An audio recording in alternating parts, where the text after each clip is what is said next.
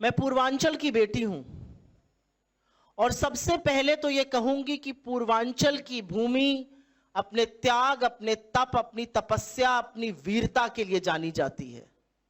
और असलियत यह है कि पूर्वांचल के लोगों ने इस देश के कोने कोने में जाकर, चाहे वो मुंबई हो, चाहे वो दिल्ली हो, चाहे वो चेन्नई हो, कोयंबटूर हो, केरला हो, तमाम जगहों पर जाकर उन जगहों को बनाने का, सृजन का, उन जगहों को खड़ा करने का काम किया है।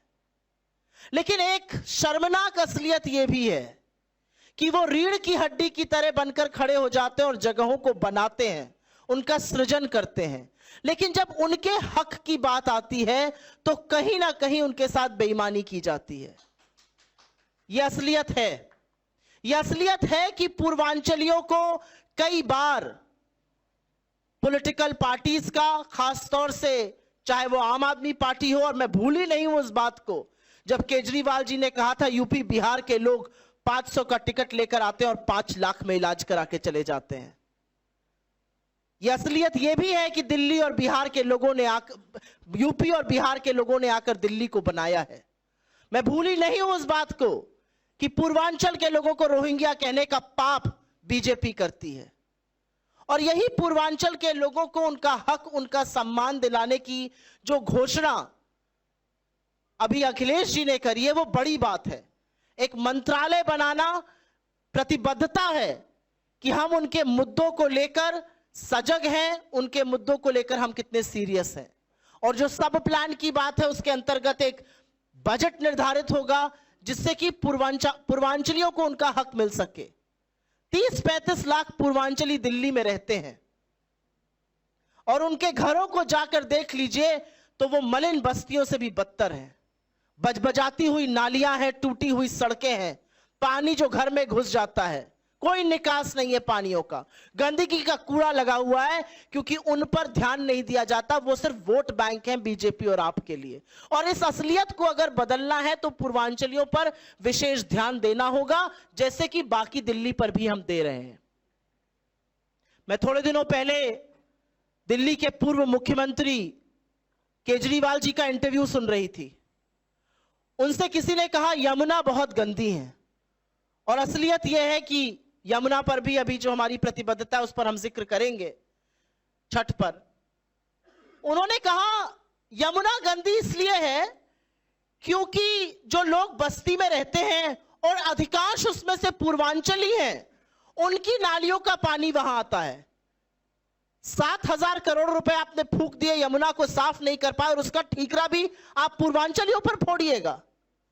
और इसीलिए जो आज की हमारी घोषणा है पूर्वांचलियों को लेकर, जो पूर्वांचल से आते हैं, वो ना सिर्फ पूर्वांचल का गौरव बढ़ाते हैं, वो इस देश के नागरिक हैं, दिल्ली के नागरिक हैं, यहाँ के वोटर हैं, यहाँ के मान सम्मान को बढ़ाने में भी बहुत बड़ा योगदान देते हैं। और इसलिए जो हमारी प्रतिबद्धता है, जो हमारी निष्ठा है पूर्वांचलियों को लेकर, उनकी शिक्षा, उनके स्वास्थ्य को लेकर, उन सारी बातों के लिए एक डिपार्टमेंट बने, एक सब प्लान हो, वो बहुत जरूरी है। 30-35 लाख लोगों को नजरअंदाज करके सिर्फ वोट बैंक मानने का जो दुष्कर्म बीजेपी और आम आदमी पार्टी ने किया है, ये कुचक्र खत्म होना पड़ेगा। कल योगी जी ने यहां पर आकर 2 बातें कही। उन्होंने महिला सुरक्षा पर बोला और फिर उन्होंने कूड़े पर बोला। असलियत तो यह भी है कि मां गंगा को एक ने बुलाया था, मां जमुना को एक ने बुलाया। मां जमुना पर दोनों को पेनल्टी लगी, मोदी जी की सरकार को भी और आपको भी। और गंगा का पानी आचमन के लायक 11 साल बाद भी नहीं हुआ है। लेकिन आज अखबार में जो मैंने पढ़ा, योगी जी से यह सवाल आप लोग जरूर पूछेगा जब अगली रैली करने आएंगे। IIT BHU के गैंग रेप के जो आरोपी हैं, आपकी IT सेल के लड़के, आपकी पुलिस पीड़िता को 15 बार बुला रही है और आप यहां पर आकर महिला सुरक्षा की बात करते हैं। किस मुंह से बात कर रहे हैं यहां पर आकर आप? 5,000 आपके उत्तर प्रदेश के युवा इजराइल के युद्ध क्षेत्र में रोजगार ढूंढने को इसलिए मजबूर नहीं क्योंकि आपने इतनी नौकरियां बना दी हैं। आप सीना ठोक कर बता रहे ये आपकी विफलता है। चाहे कुलदीप सिंह सेंगर हो, चाहे चिन्मय आनंद हो, चाहे ब्रजभूषण हो, चाहे कोई भी लखीमपुर का किसान नरसंहार हो, वो मुख्यमंत्री आकर यहां पर बोल रहे हैं।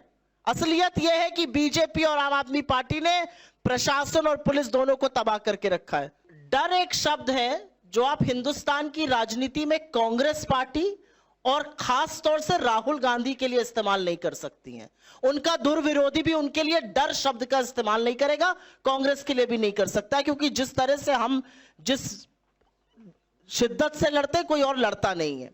राहुल जी की तबीयत नासाज है, ये सबको पता है। उनकी तबीयत कम खराब होती है, लेकिन जब खराब हुई है तो काफी खराब हुई है, गला काफी खराब है। और जैसे ही उनको स्वास्थ्य लाभ होगा वो दिल्ली के चुनाव मैदान में आएंगे।